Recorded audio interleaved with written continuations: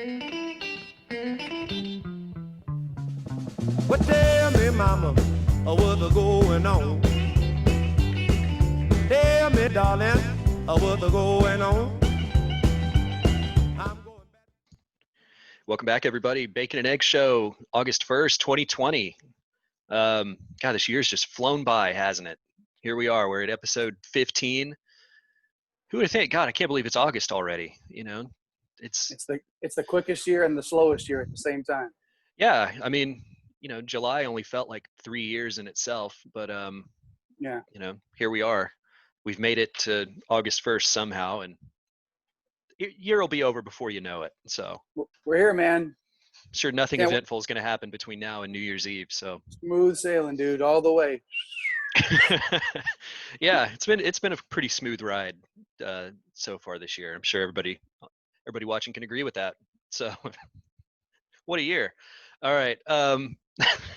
Let's jump right into it.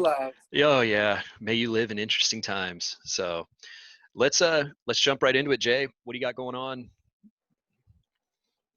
And something popped out to me. I don't actually, I don't watch a ton of ESPN at all.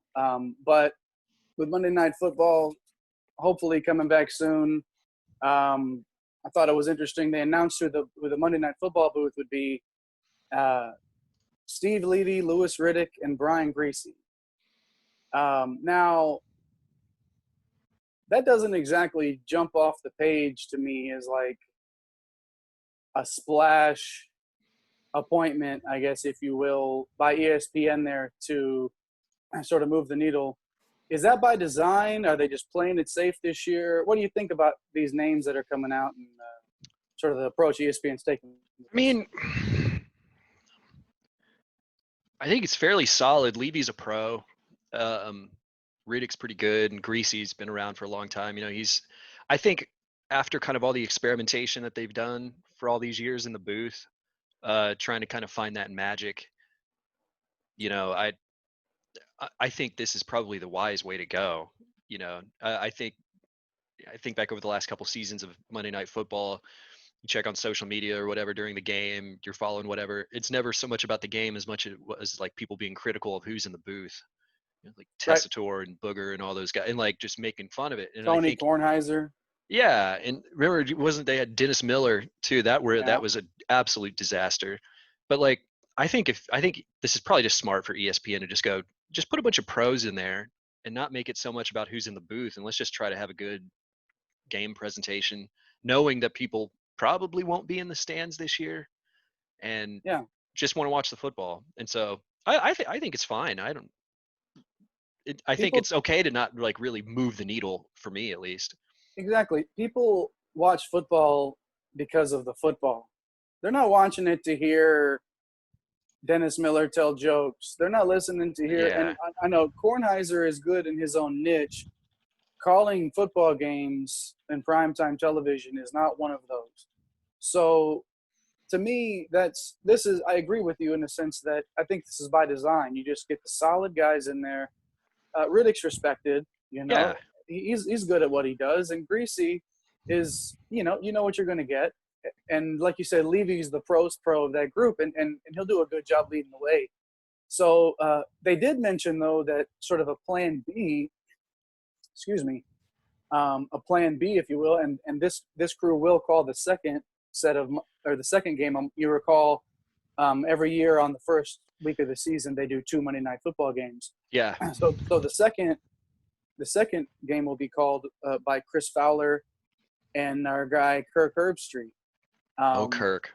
So basically, they're basically saying if the college football season gets canceled, they might consider putting Fowler and Herbstreit in the booth on a weekly basis. I think it'd be Chris great. Fowler can call a game for sure, and hearing Herbstreit in a different environment outside of the college game, which he's so familiar with, and he takes his knocks and he says some things sometimes that I don't necessarily go along with, but he knows his stuff, and I think that it would be interesting to see that chemistry that they bring to the college game, how it would translate over to the pro game, and I think it would work. Yeah, I think so too. I think again, they're just two professionals, and I think Herb Street's insight. All these guys in the NFL were players that he most likely broadcasted a game or two or whatever for them in college. Like he's Right. going to be familiar with these players from their college days, even if he's not that close of an NFL follower. Yeah, I think again it's a case of just a couple of professionals. They're the best, like them or not, they're probably the premier announcing tandem in college football. Easy, yeah. For Yeah. me, yeah. Yeah, I mean, everybody has their, everybody kind of has their favorite announcers and that kind of stuff, but like it's hard to beat those two. Like they are the premier duo in announcing college games. So I think they'd be great in the NFL. I mean, I don't see it being a case where they can't transition to it seamlessly. And Yeah. yeah, I think it'd be wonderful. Yeah, they'd put in the work. It would be good. So we'll see. Let's transition into the pandemic talk now. As I was about to say, if there's an NFL season. Yeah. So yeah, let's transition Yeah. over to our pandemic weekly segment. Yeah, perfect segue there into if we're gonna have continuations of seasons. Let's get pandemic weekly. Let's get right into it with Major League Baseball. As of recording here on August 1st, 2020, 6 teams were going to be missing games this weekend. St. Louis Cardinals, Milwaukee Brewers, Philadelphia Phillies, Toronto Blue Jays, Washington Nationals, Miami Marlins. The Marlins that's really the extreme case, right? I think as of right now, 18 players and 2 coaches for that club are COVID positive, which, correct me if I remember this right, this happened when they were in Philadelphia, right? So hence why the They've been in Phillies. Philadelphia. Yeah, and I think I saw something that they were contracting out a bus to drive the positive Marlins back down to Florida, which lucky bus driver, right? Like who gets to drive that rig down? I bet whoever it is makes a guap for it. Is it Jeter? Yeah. No, it will not be Jeter. Jeter will be on his private jet, and which magically drops out the thing that lets it land on water, and then it floats him right up to his house on South Beach. Jeter will not be riding that bus. No. When was the last time you think Jeter drove a vehicle?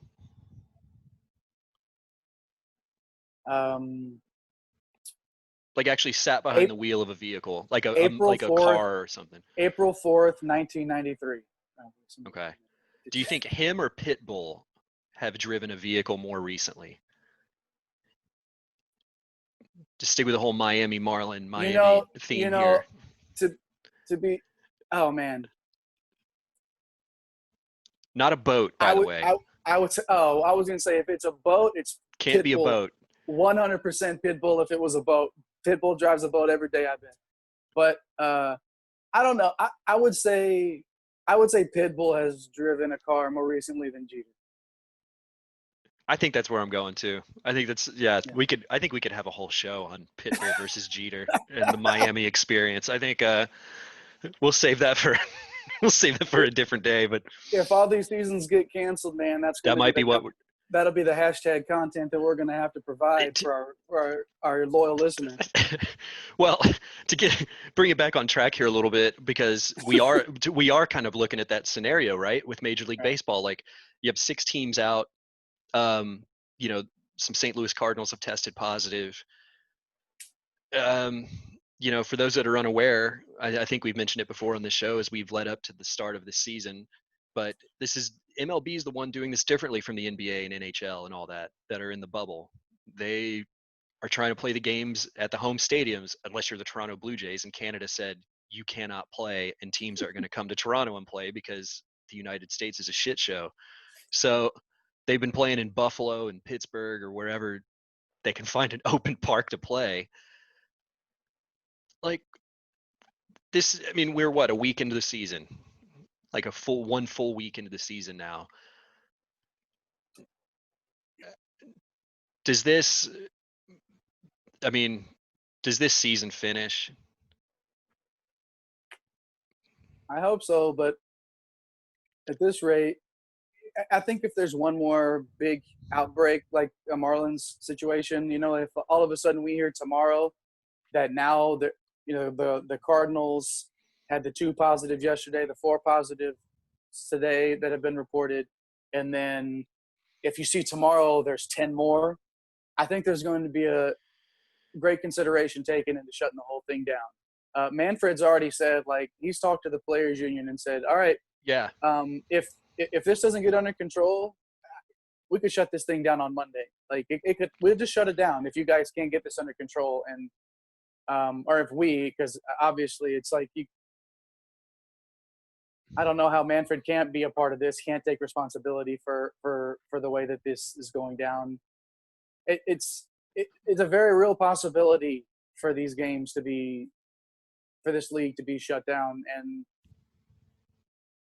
is the writing on the wall there with Manfred taking that stance? Is this basically Manfred like passing the buck off, or at least is he setting the stage to flip this around and blame the clubs individually and not take the blame as a league, saying like we should have done more to protect the players and to take measures and all those things? Yeah, I think he wants to play this season out. I don't think I don't think he wants to cancel, but he's setting himself up to be able to drop that off on the teams for sure. And kind of absolve himself of blame, right? Right. Even anybody that has been paying attention will know otherwise and be able to see through that. But that's the technique that I feel like he's going for here.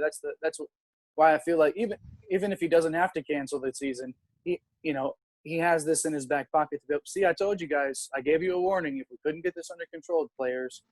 And yeah, I absolutely think that's what's going on here. So we'll see, but hopefully, our first place Houston Astros can stay there and we can play out a season and get some playoff baseball. Yeah, I hope so. I mean, yeah, I absolutely hope so. It's concerning to see the way that this is kind of played out over the last week. Like I said, I'm losing confidence in the season to be like fully played out. I mean, it's turned into a pretty wacky season with that. I mean, the announcement of playing like 7-inning doubleheaders. Like it's just, this is going to, I think by the time that we get to the end of the season, like we're not even going to recognize like this league, like really like baseball, in the major league form. I mean, even the other night when the Astros played in extra innings against the Dodgers, like this whole putting someone on second to start off the inning, which, didn't really help much because it went to 13, so it's like 4 extra innings of baseball. But because I mean, it's fascinating. Yeah. And because they can't, Baker was saying like, guys, I understand what you're saying, but why would I put guys out there to bunt that aren't ready to bunt? And I said, well, and I immediately say you should have been thinking about everybody should have been laying down 30 bunts a day from the time preparation for this. Yeah, but anyways, sorry for interrupting you. No. That was something that came to my mind when he was talking about that. They're just not ready to bunt. So it's like if these many teams, this many players aren't used to bunting, like putting the runner on first is really not. Because basically, Cleveland's already lost a game that way where the team started the runner on second, they laid down a sack bunt, got the runner over to third, and then hit a sacrifice fly and got the runner in and scored. It's already shown that way it can work. So I don't understand why more teams aren't trying it, and maybe it's truly because they have a better chance of swinging the bat outright and getting a hit rather than trying to go up there and lay a bunt down. Yeah, I mean, it's good old Augie ball. Is pretty effective in the college game. I mean, but it's, but it goes back to what you're saying. Like, when was the last time a lot of these guys even laid down a bunt? Yeah. There might be one guy on the bench that's a pinch hitter, like in a, maybe a guy like Miles Straw or something for the Astros that's like laid down a bunt because he's got the speed and like he's a guy that can kind of be your jack of all trades there. The reason that guy's on the roster. Yeah, exactly. To be the jack of all trades. Exactly. Yeah. So, but yeah, it's going to be fascinating by the time we get to the end of the season, how many more of these kinds of things are going to be implemented just to get there. And I mean, we'll see. But yeah, each day it seems like there's another team that's popping up with positive results. And I think we've seen, on the note of Manfred, like his kind of approach to controversial or, when he has to make a tough decision or something, he kind of tries to please both sides and kind of like not be the one to take the blame and all that kind of stuff. And, I think that's how he's kind of approaching this. Like we were talking about with, he's kind of laying the seeds down to say, you can't blame me for canceling the rest of the season. I did everything I could to bring it back. You should have done better, when the league probably could have done better. But anyway, well, let's get into the Astros. It was an interesting week for the Astros. Sitting at 4-3 after 7 games. It's not great, but it's good enough to be first place in the AL West.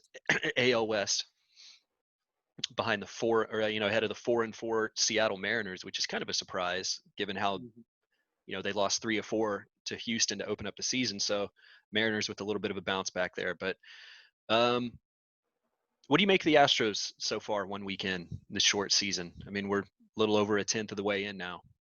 Yeah, bats are fine. Arms will catch up. I'm not too concerned about this. They've won more than they've lost up to this point, and I think that they'll, as the season goes on, Greinke's one of those pitchers. He's going today for them.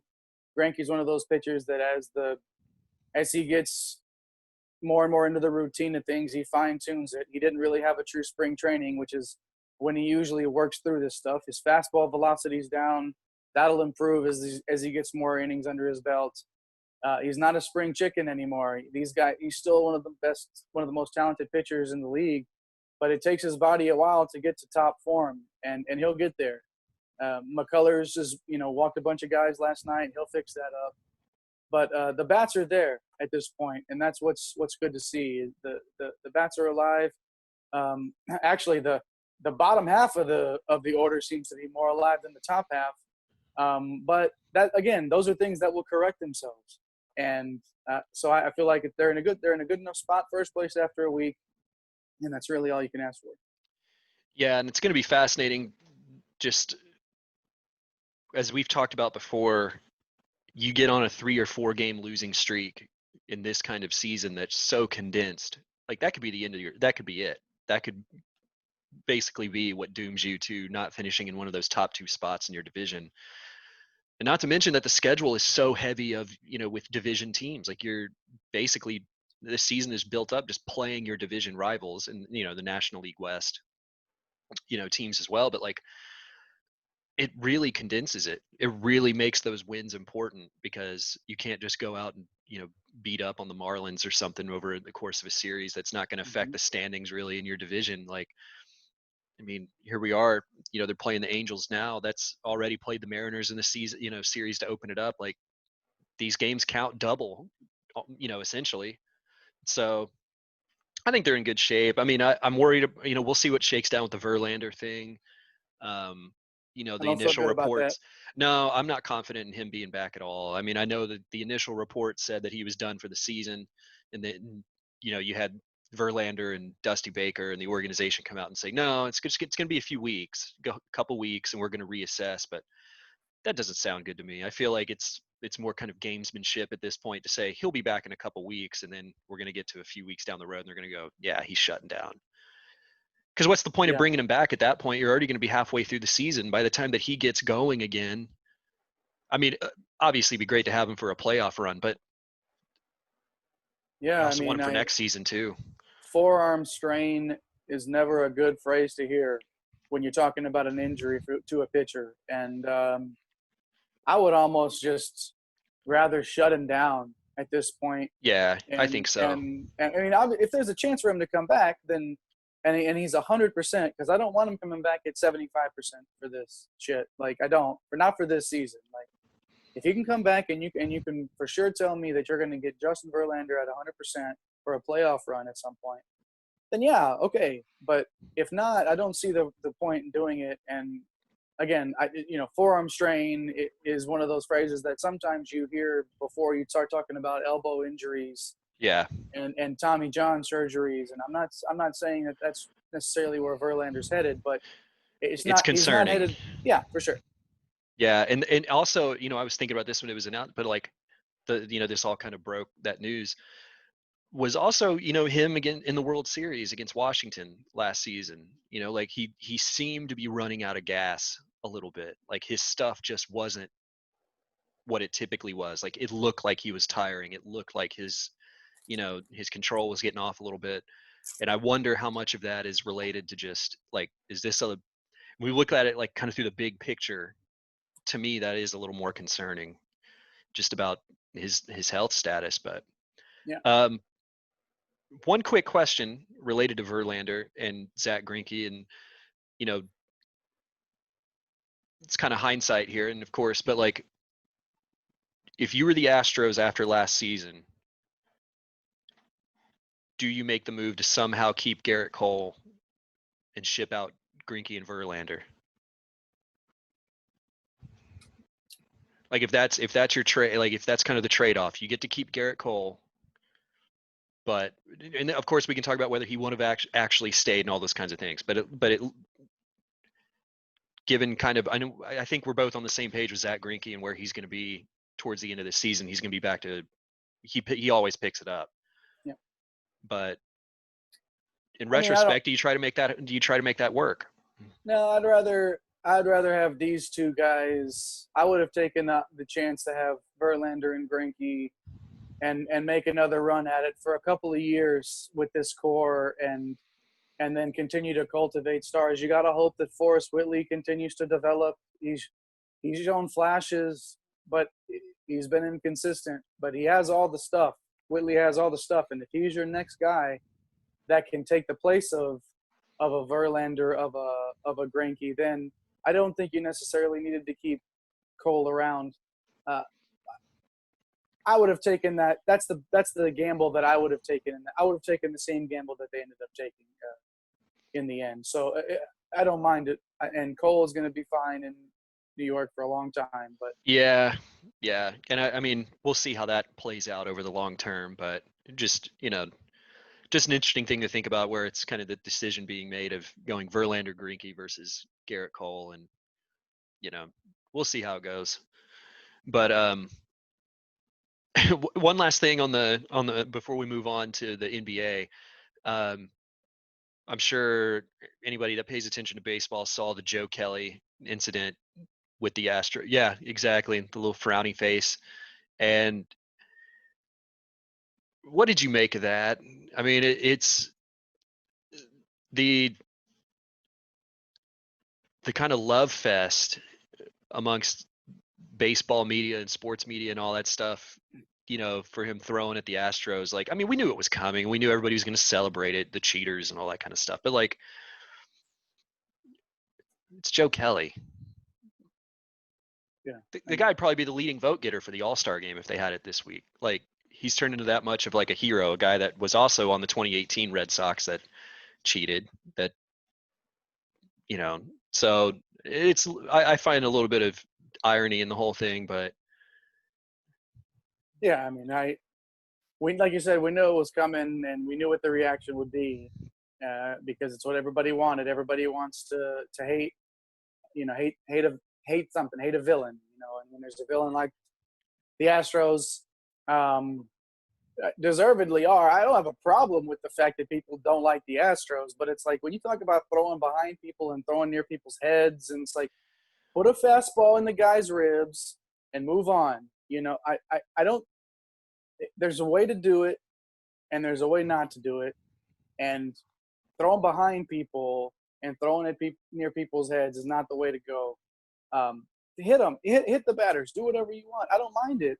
I mean, I'm not the one taking the ball in the ribs, but I'm saying, like, in terms of the spirit of the game, like, okay, plunk some guys. They have it coming, sure, whatever, if that's how you feel. But I just don't think it's acceptable to throw behind people and throw at people's heads ever. Period. No, but it's going to happen. Yeah, and more of it's going to happen, I think. I mean, I don't know. I don't know how much like the Angels are going to care about. And I don't know. I didn't hear if was there anything of that sort happening in that game last night. I mean, the Angels throwing at Astros, I don't think so. Yeah. I mean, so I don't know. I mean, it's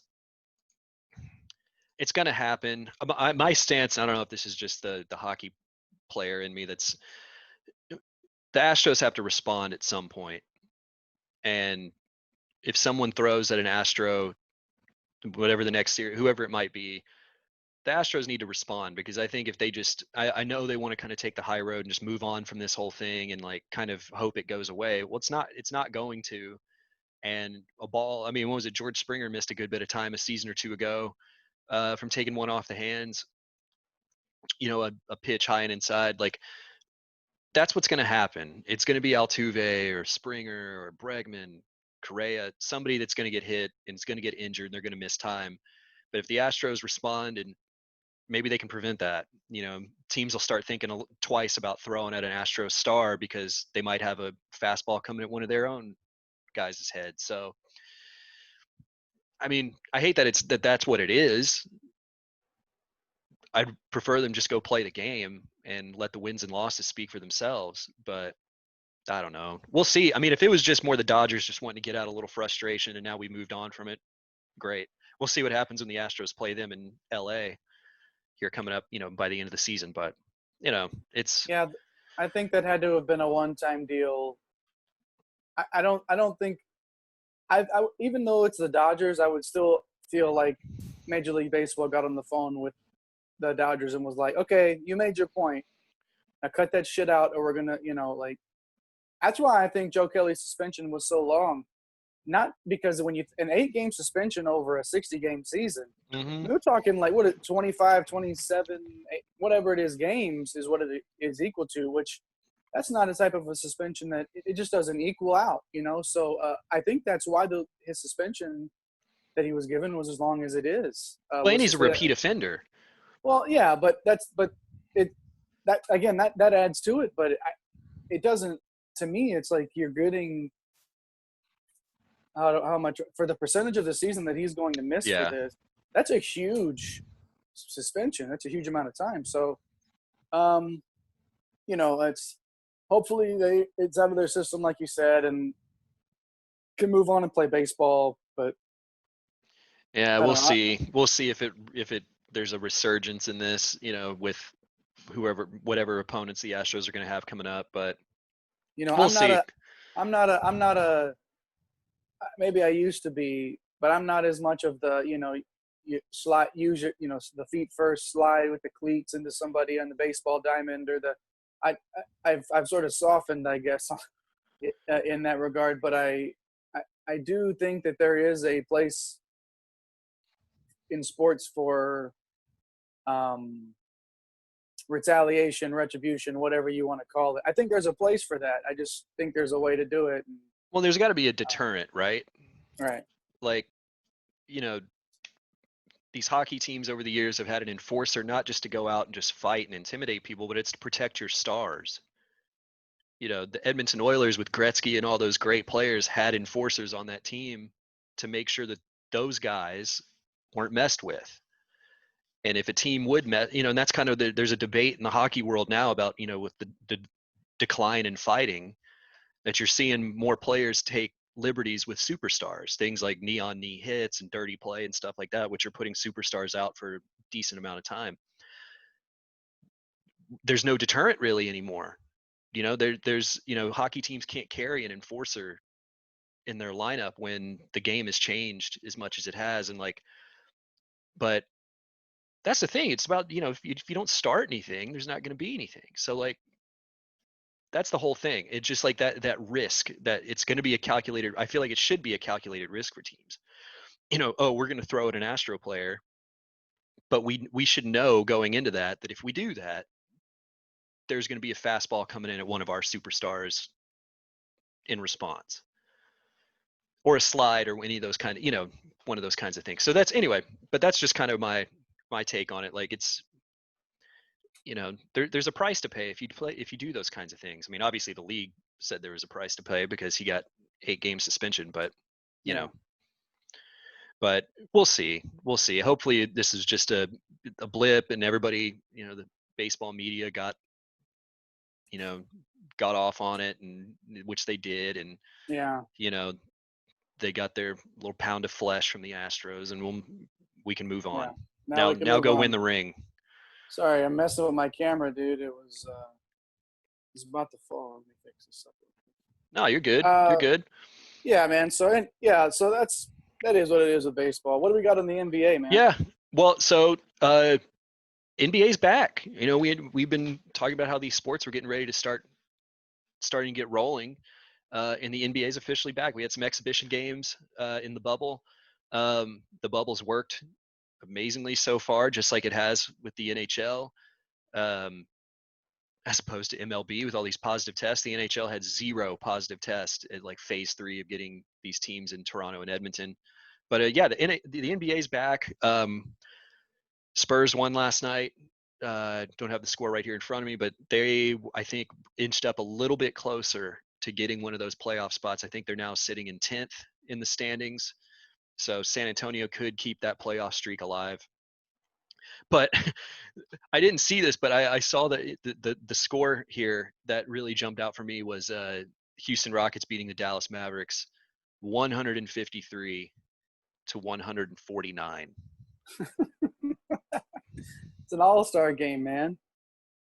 And it's because at first, like, when I see that score, I go, "Oh, is this one? This was one of the exhibition games, right? Like, this wasn't one of the official, like, NBA is back and the playoff chase is on." Like, no, this was a regular season game. Harden with 49. I mean, is this what we're looking at with the NBA for this? I kind of hope it is. If this is, well, yeah, I mean, when you look at, they set a record on NBA set a record Friday night. It was the highest average score for teams when there was 5 or more games played in any one night. It was the highest average score ever of all time. It's just, I hope we're in for that sort of a season. Like, I'm not saying I want to see an all-star game atmosphere where we're playing Olay and all this, but I want to see, I would love it. You know, you want to see, these are going to create some stars too. Some guys are going to average 25 points a game this year that have never averaged more than 17. So it's going to create some stars for the league too. And yeah, no, I think NBA's did a good job opening up so far, and we'll see how they go this weekend through their opening weekend. But good win for the Rockets to start. And I've mentioned this to you before. I don't know if I've mentioned it on the show. I wish Luka Doncic played for a different team because I want to root for him so badly, but he's played for the Mavericks, and I can't do it. But that guy is – he's a star. He's incredible. Super, like, out of this world talent. And as he continues to develop, what is he, 21 or something like that? Is he even 21? If even. Like, think about this guy at 25 from 25 to 28, peak of his career. I mean, 21. He's been playing professional basketball since he was like 15, I think. Like, he's just going to continue to develop, and he's already a star. But I'm only halfway joking about not being able to root for him because he plays for the Mavericks, because he's just such a likable dude too. Like, he's everything about him so far has been positive, and that includes his on the court stuff. So, but yeah, good start for the Rockets. All the Texas teams, I guess. Mavericks, even in defeat, looked, obviously scoring 149 points. Yeah, game. That probably will fare well for you down the road. So, yeah, no, good start to the season. I'll continue to watch some games there. I watch more NBA now than I have in the past, but in the past few years, I've gotten more into it now. So I'll watch a little bit more of this, and just because of, if for nothing else, because of the novelty of the situation that they're playing in. Yeah. Which is going to drive a lot of people, I think, as well. Yeah, same. I'm fully planning on watching a lot more NBA now, that not just because the season has just started, but also just over the course of it. I think it's going to be, especially if it's going to be this entertaining with these kind of score lines and superstars just going crazy. So yeah, it's going to be exciting. We'll see. That was a good win for the Rockets in a tight playoff race, with the Mavs right there near them. So, and we'll keep an eye on the Spurs, and if they can kind of nick that 8th spot to get in, they're lingering, and Pop wants to get that push to keep that record going, that streak going. So yeah. Moving on, let's get into some college football. it seems like every week there's some kind of, of course, in the nature of a pandemic, but some kind of crazy, news or, last we were talking about, we'll get into Texas a little bit later, but talking about, having 50,000 people in the stadium. And if we feel that that's safe, now that's been reduced down to only 25,000. Yeah, They're only going to go 25,000 in the stadium. So I have a hard time seeing that happen, but what do we have? So we've got Big 12 hasn't made any kind of formal decision, right? As of now, Big 12 hasn't decided whether they're going to schedule conference only or anything. Nothing has changed on that front, right? Yeah, just the last conference, dragging ass like usual. Thanks, Bowlesby. Yeah, it's what a league. What a league indeed. What a league. And meanwhile, the SEC has announced that they're going to a conference-only schedule. Yep. 10 game, right? A 10-game conference-only schedule. So. Which is actually, this is pretty monumental. We're going to see how this kind of shakes out. But obviously, local interest, that means that the Texas LSU game that was set to take place in Baton Rouge is now off. That is not happening, which is a shame. That was, especially if with a stadium full of people, that was going to be a hell of an experience. But even without it, playing at LSU is always a big deal. And now that's not going to happen. We don't know if that's ever going to happen now, just because of the way that future schedules have set up, but who knows? But it's going to be interesting because now the SEC is not going to have any non-conference games to kind of, there's always kind of the running joke about the SEC and their non-conference schedule kind of padding their numbers. Right. This is going to be the real chance to see what the SEC looks like in kind of not a true round robin schedule like the Big 12 has, but just the depth of that conference, the brutal schedules that they're going to have to play. Who's going to come out of that? I think it's going to be fascinating to see if those games are played, across a full schedule. But have you seen the sneeze guards? They're calling them sneeze guards, like the full face shield that they're talking about having. And I'm like, how do you? That's not going to work. What is going to be the thing that pops up into your brain that says, oh, maybe we shouldn't be playing football like this if you have to start putting the whole plastic face shield over your face to play the game?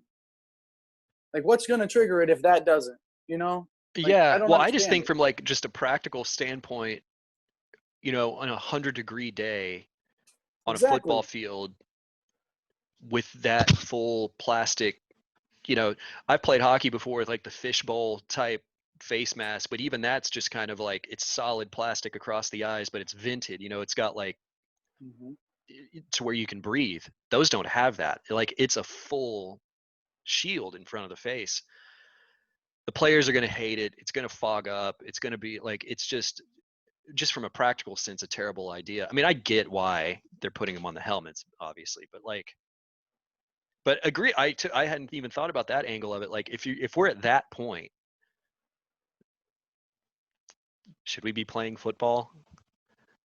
Like if that's what it's like,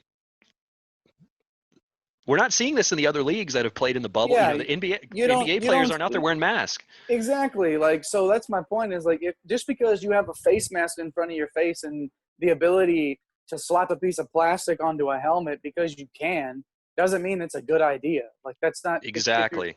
If you're going to play the games, then play the games. If you think it's safe enough to play the games, then play the games. But that bullshit is not going to fly with the players. It's going to lead to poor football.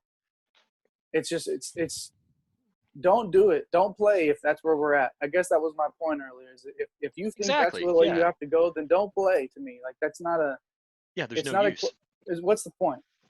Yeah, there's no use. We'll see. There's all kinds of. The Pac-12 is still, I think, trying to figure out what they're going to do. I think they've announced some schedule changes to try to get their season in. They're not playing any non-conference games. The ACC they've made a change. I think they're going is it conference only then +1? Is that what they're doing? They're a +1, right? So 10 conference games and then +1 non-conference game, I think. Does it have to be in state? What is there one of the conferences that has to have, like, you can play a +1, but it's got to be within your state borders or Yeah, whatever? or like like within a certain travel or something like that. So like if you're Clemson, maybe you can play. I mean, I don't think they're going to be able to. They can't play South Carolina now because of the SEC's schedule, scheduling protocol. But maybe they can go to. Maybe Clemson can travel up to North Carolina to play a non-conference game against, somebody like a smaller school from up there or something. I don't know. Yeah. But that's my understanding at least. But the interesting one from the ACC is Notre Dame is actually going to be playing a full conference schedule for the first time ever. They've never been in a conference, and this is about as close to them actually being in a conference that we're probably ever going to see, and they can play for the ACC championship. So Yeah, I kind of want them to win it just because, like, just for them to, because I'm not a huge Notre Dame guy. Obviously Notre Dame was one of those teams that was always on NBC. We saw them every week on the television, no matter what. So you understand the prestige, you understand what comes from playing, from Notre Dame football. But I'm not a huge Notre Dame fan or anything, but I almost, just for the sake of the sort of the anarchy, to come in and to be able to be like, we're never going to be in your conference in football, but we just won your conference but we championship. just won your conference championship, and here you can have your trophy back because we Yeah. don't want it. Yeah. Does Notre Dame hang it up at the stadium? Do they go They have back in South Bend? They put like their one conference championship Yes, banner up just as a flex, just kind of like, here it somewhere, is. Here it is. somewhere on campus. 2020 ACC champs. I love it. I We love weren't it. even in the league. We're not even in that We're conference. not even in the conference, We but we won it. want it anyway. Yeah, I Oh, that love would be that. great. Yeah, I'm rooting for that. That would be hilarious. But yeah, I mean, of course they were able to. That's a big. I think that's a good get for the ACC, to be honest. I mean, for Oh, you to be able to huge. convince Notre Dame football to come and technically, like you said, be a part of your conference for the season. That's a good get for the ACC. And I think we'll see some good games out of that conference this year. And because Notre Dame's in there, some interesting and very unique matchups. Yeah, for sure. It's these conference only schedules are going to be pretty fascinating. Yeah. And, especially like I think even in the Pac-12 where they're not playing, you know, all of the cross division opponents every year, like you're going to start to see this, there's going to be some better matchups even in that conference. The Big 12 is kind of, they already play each other already. So that's not really going to One change. true champion. Yeah, there's never been any controversy about the champion of the Big 12 ever. So yeah, and I'm sure there Never. won't be this year either. Right. But we'll see. We'll continue to wait on what the Big 12 decides to do. I know they pushed it out another. I know they canceled Monday's, Zoom media days. Probably a good idea when you don't know what your schedule is yet. Yeah, yeah, What are you going to talk about? yeah. How can you have anyways, it's not surprising. It's like the worst leadership, the worst conference leadership in the country, the most just non-proactive. It is what it is. I can't wait for this conference to just go away. Like I think of all of the big conferences, the Big 12 is the most volatile in terms of it just falling off the face of the earth at some point. And I hope it happens, man. I'm tired of the Big 12. Well, it's gonna we've talked about how the pandemic has kind of sped up some certain things with regards to the NCAA and that. I mean, was it 2024? I think was when the contracts and stuff were coming up for the Big 12. We'll see what happens from this, and there's already a lot of bad blood between schools in the Big 12, and it's going to be fascinating to see. I think of the next year or so, we'll get some clarity on where this conference is actually going to be for the long term. But well, speaking on that note, let's get into some Longhorns here. It's time for this week's We're Back segment. Back. Well, we always got to lead it off. Jay, is Texas back this week? To be honest, I think this is the first time in a while that I think Texas is more back this week than they were last week. Okay. Yeah, all right. I think there was, we got a little uptick, I think, this week. Some good news from the in terms of the transfer portal, some good news on the recruiting front as well this week. Yeah, Anthony Cook, who we've discussed on this show, that was went into the transfer portal, was looking to leave Texas. I think we all kind of thought it was a depth chart related type thing, that someone like Chris Adamora was kind of passing him up on the depth chart. And now, so he was going to go find a place to play. He's coming back.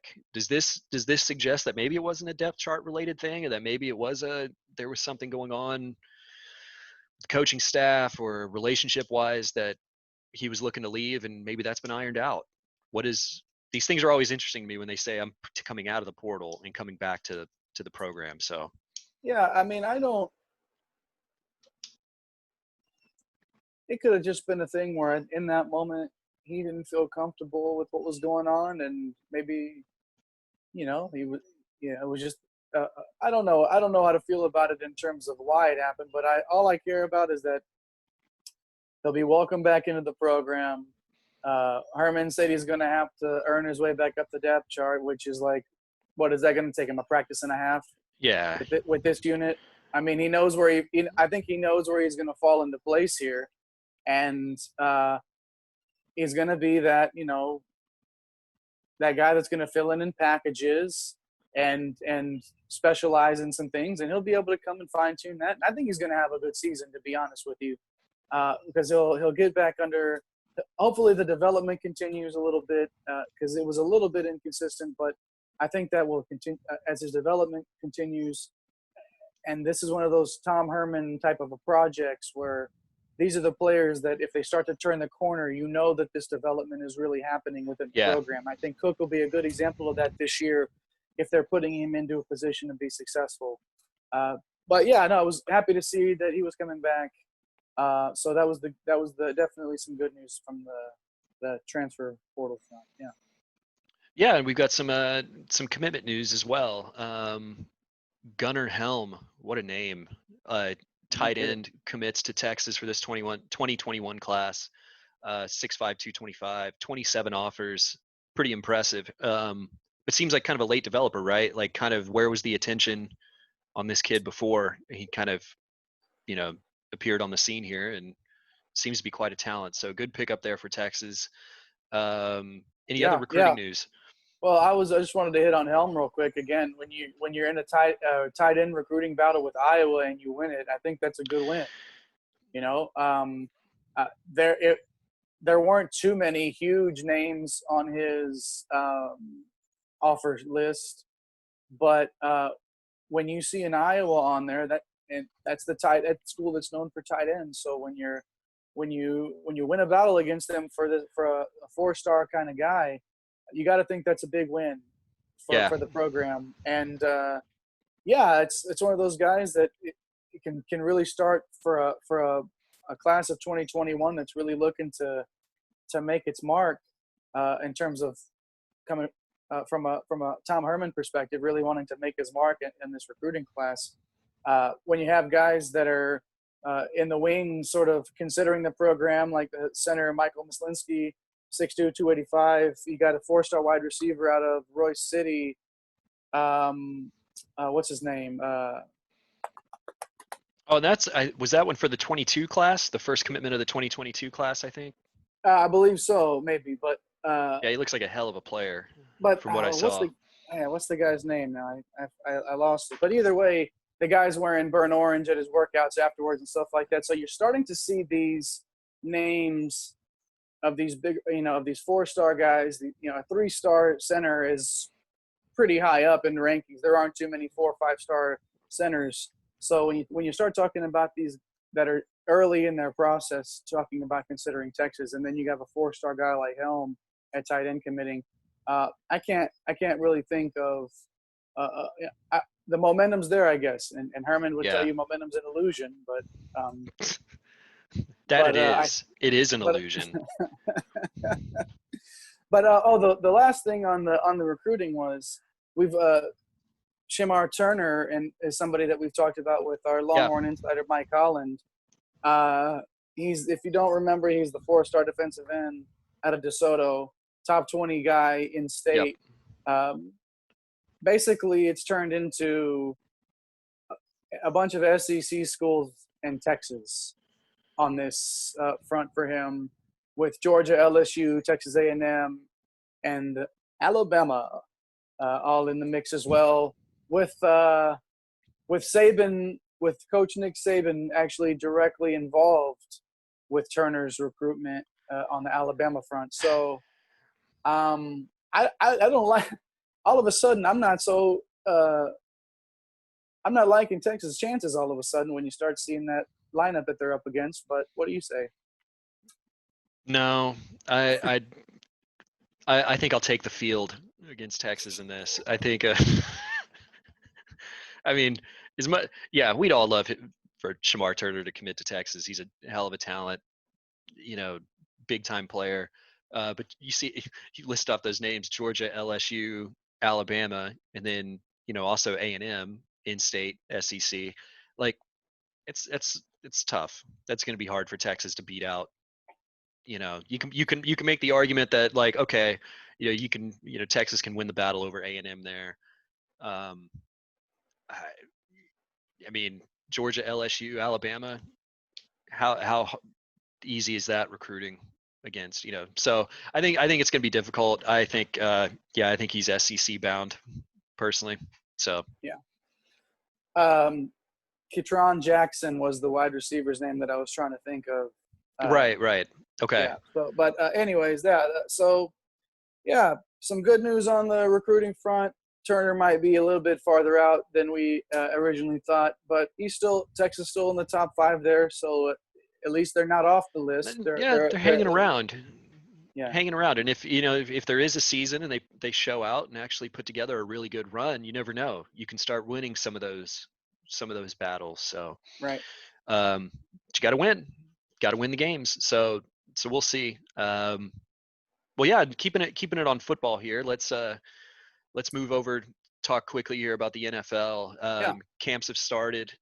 We had a lot of players opt out. I think, what do we have here? 33 players have opted out. I think there's some decent names on here, but I think what's interesting to me is the amount of New England Patriots that have opted out. Right. 6. Belichick supports it. I think so. 7. Yeah, and Belichick has been, I completely support it, all that kind of stuff. And people are already talking about how this is all just part of his grand plan to get Trevor Lawrence with the number 1 pick next season. Yes. So it's the evil genius.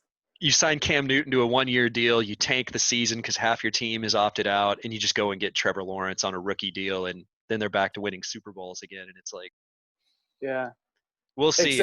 Except Cam Newton, what if he comes and plays out of his face and just leads him to this, and then Belichick looks like a genius for winning a division when he had lost so many players. It's win-win. He can't lose here, man. Then he trades Cam for the number 1 pick. Yeah. I mean, he'll find a way to the Texans or something. It's like he'll find. Let's see, who's a good taker I can get here. But speaking of, some of these are pretty interesting. I mean, the Bills have had some positive tests. Marquise Goodwin is a name Longhorn fans would be familiar with, and he's opted out due to, for family reasons. I know him and his wife lost a child last year, I think it was, and they have a newborn now, and so just trying to take measures to protect his family. And that's kind of the story. That's kind of the theme you see with these players opting out. And it's, the fans that go, oh, well, these guys are healthy, they're professional athletes. Well, it's not so much about them getting it and being at risk, which they could be, but it's more about family and keeping them safe. And it makes perfect sense. I mean, obviously fans are going to fan, but it's, don't fault any of these guys for opting out. No, Goodwin has been very open about the struggles that him and his wife had with pregnancies and miscarriages. And, it's the sort of thing that you can't help but get behind the guy and understand why he would make that decision for his family. Yeah. With their newborn. And, there's another guy, for the guard for the Chiefs, just won a Super Bowl, Laurent Duvernay-Tardif, that's like, he's been helping out in long-term care Yeah. facilities, and he opted out of the season. He's like, if I'm going to put myself at risk, I'm going to put myself at risk with patience. What a guy. Like, what a Yeah. dude, man. Like, that's the That's type of stepping up. people. Yeah. Why? That's the story that needs to be leading off Sports Center. That's the type of thing that we need to be hearing more about is that guy, like that's what an amazing story. And there's Nate Solder for the Giants, Damian Williams for the Chiefs, Star Lutulele, excuse me, for the Bills. There's some big names in the Dante Hightower, who's the Patriots captain. It's just I get you. It doesn't have to be for any other reason except that you're not safe. But most of these guys have legitimate reasons for opting out of the season in terms of safety. And I don't understand the vitriol that some fans have for these decisions that they're making. But it's just one of those things that I don't think it's any sweat off those players' backs.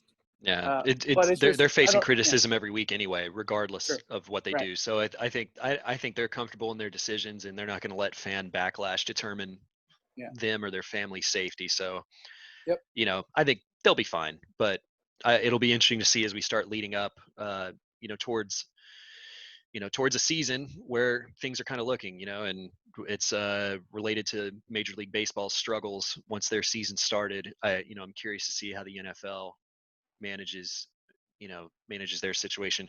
It's weird because of all the criticism that anybody could put on Roger Goodell over the years, I oddly feel that he's the type of commissioner that is going to make sure that measures and everything are taken to where an NFL season gets played. I can't say the same about Rob Manfred. 100%. Yeah. I agree with you. Yeah, like I'm not a big Goodell fan. No. But I agree with I agree with your assessment of that. Like, I think he'll make it happen almost because I just feel like football has to happen, and they know how important it is for this to happen. Yeah. And I'm not saying put people at risk. I've been much more on the conservative side of opening up these leagues and putting it off as long as possible, and unless it's being done safely. And I agree with you that Goodell will be the guy that will take the measures and will do whatever it takes to make sure that this happens. Because they're not going to be able to do it in the bubble. I just feel like it's going to happen because it's the NFL. They're one of the. It is what it is. I don't know how else to describe it. Like it's just like it's that big of an entity that it's going to happen. And Goodell will make sure that it does. I feel I'd be surprised if it doesn't. Yeah, and he also is the type that doesn't care who he pisses off in the process. Right. Like we mentioned with Manfred, he's trying to play the fence and not anger one side and still come out looking like the good guy and all this, all that. Where Goodell just doesn't care. And the Players Association doesn't like being put in a bubble or something like that. Well, too bad. He's not going to care. So yeah, I think he'll make it happen. But do you think that the NFL could go to a bubble type scenario? No, I don't think so. I think not like in the same sense that like the NBA and the NHL have done. It's smaller teams. It's I think if they did something like that could work. I mean, but if they're still allowing teams to carry 90 players or whatever it is on the roster, then you have staff, you have all, that's a large amount of people. I just, and then there's the whole, what do you do for the entire week between games, where we've discussed the NHL stuff and the NBA, like it's games going every day, all day. They're going to knock this thing out. Where the NFL, it's like, okay, you can lock the players in for the weekend or something, but then what? Like, do you keep them just locked in the hotel for 17 weeks? And you can't exactly, you have to have, I mean, the Sunday to Thursday night turnaround is already too short. So you can't like say, oh, well, we can just have these guys play on Tuesdays and then we can have them play on Saturday and then we can have them play. You can't screw around with that. Like football's not that kind of game. So it's just, it would be interesting to see how it happens, but I'm with you. I think it will. Well, let's we got a few minutes here before we got a cup final that's kicking off here in a few minutes, or hence the Arsenal shirts today, the FA Cup final, Arsenal versus Chelsea. It's a chance for Arsenal to qualify for European play. There's a lot on the line today. The lineups are out. It's pretty strong.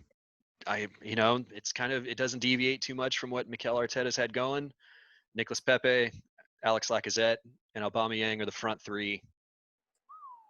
Danny Ceballos, Granit Xhaka in the midfield, Maitland-Niles, Hector Bellerin on the wings, Holding, Luiz, Tierney at the back, and Emi Martinez starting in net. Not a bad lineup. It's kind of what we've been seeing here recently, but a little more firepower up front going with, kind of the big three. And then Christian Pulisic and Olivier Giroud are starting for Chelsea today.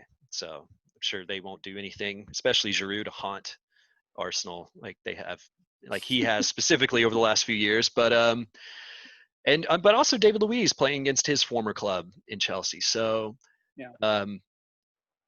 You got a score prediction here as we're leading up to kickoff? I think there's going to be some goals scored this afternoon, or tonight, I guess, if you're for our British viewers. But I'm going to say 3-2 to the Arsenal. Okay. I'm going 2-1.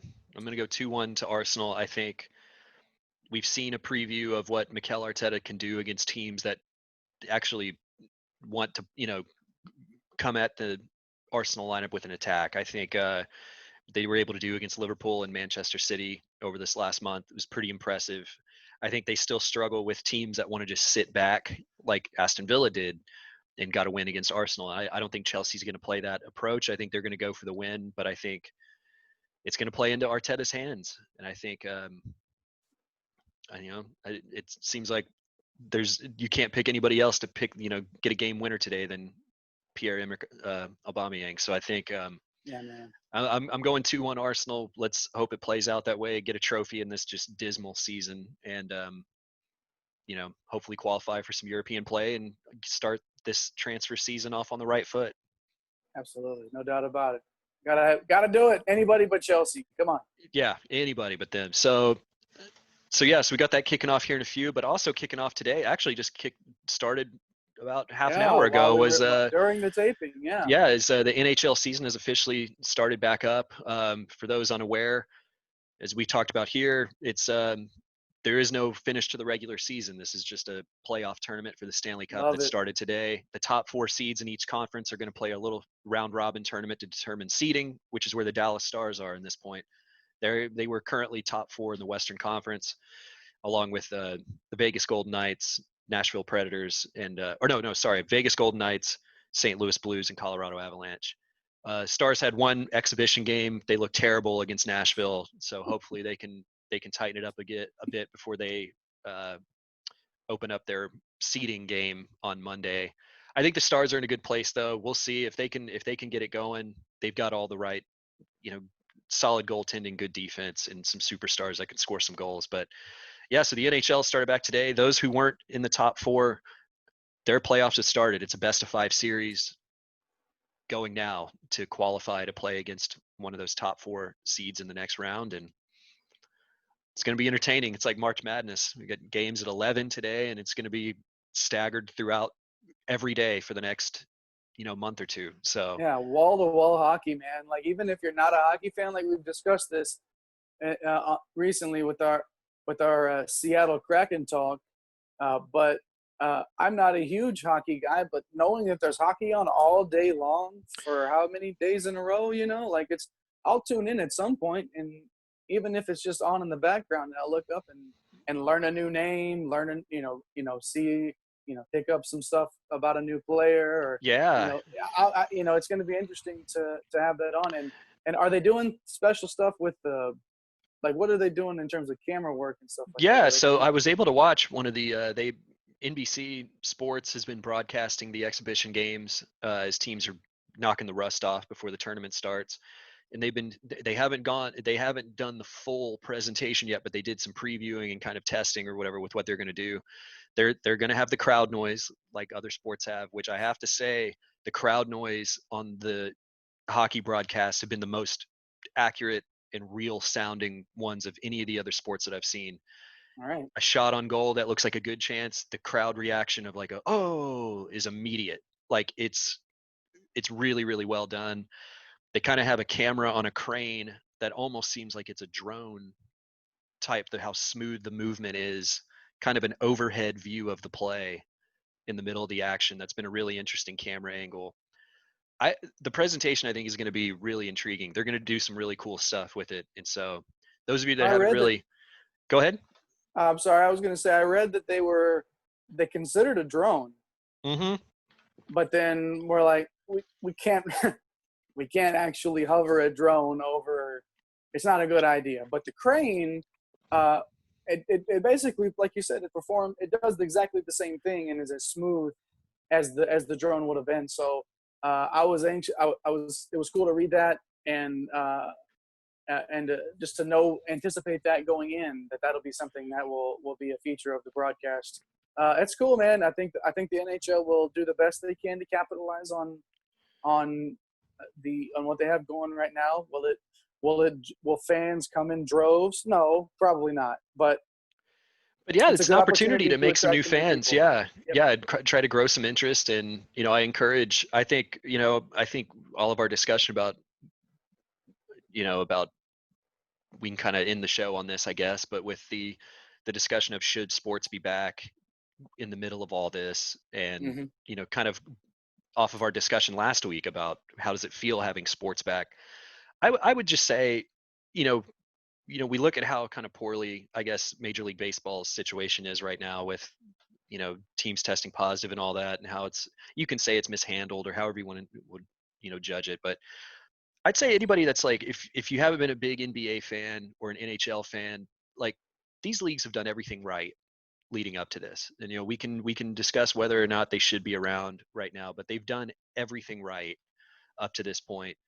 And I think they deserve the attention. I think if you've never, if you haven't been too much into the sport, tune in, give them a shot. I think they deserve the chance NBA and NHL has. And, I think it's going to be exciting, and I think they're doing it the right way. And, I hope people give them a shot. Yeah, absolutely. That's a good point to end on, man. That's I think it's and I don't think about the NBA that way, because I've always watched. I grew up watching the NBA. They were always in the forefront of my sports thoughts. Even when I wasn't watching as many games, I was still following in certain ways. So I hadn't thought about the NBA in that sense, but it makes total sense to put them in that same bubble. I didn't see the bubble there. That was not a not intended joke. To put them in the same thing with the NHL, in terms of, give them a shot, because they're putting on a product for you in a extremely crazy circumstance, and have done everything they needed to do it. So yeah, I'm with you, man. I hadn't thought about it from that perspective, but yeah for sure. Yeah, and that's what, like, I mean, I follow the NBA, but like, I'm one of the ones that, like, it's hard for me to actually take the time out and sit and watch a game. And, that's something I'm planning to do, just because, like we talked about earlier, the novelty of it, obviously, but also, like, they've handled, you can feel pretty good about sitting down and watching the NBA and the NHL right now, about how they've handled it. Where you look at baseball, if you watch a baseball game on TV right now, you're going, oh man, like, is the news going to come out tomorrow that half the players out on that field are testing positive for COVID, and you're like, what are they doing out there? Yeah. Kind of thing. So it's almost like you can watch NBA and NHL guilt-free right now, and you feel good about it. the most socially distant sport is the one that's having the hardest time with this shit. And I for the life of me, I will not understand how they've messed this up. But yeah, man, let's hope we can keep baseball season going. Let's hope that the NBA, who has gotten off to a great start, like you said, product-wise and or pandemic-wise, and then hockey getting going today too. Let's keep it all going, and hopefully we'll have more and more to talk about as we come along. But yeah, man, yeah. Let's get to that Cup final, man. Yeah, let's do it. Let's see Arsenal pull it through, and then next week we'll have some good stuff. We'll a lot of updates on all the action going on. So hope y'all tune in. We'll see y'all next week. Thanks for listening. Thanks, everybody. Peace. Peace. ATX represent. Fatal, baby. Rolling on 6 on a Saturday. Can the drip and swing down MLK?